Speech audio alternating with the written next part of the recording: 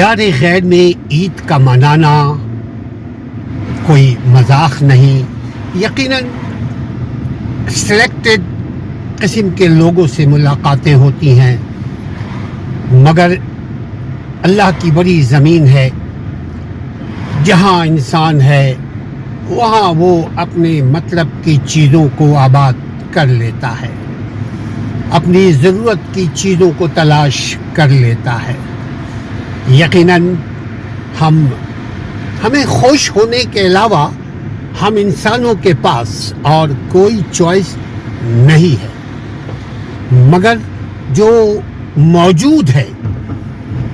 جس زمانے میں ہم رہتے ہیں، جن وقتوں میں ہم رہتے ہیں، جس زمین میں ہم رہتے چلتے پھرتے ہیں، جن لوگوں کے ساتھ ہماری ملاقاتیں ہوتی رہتی ہیں، جس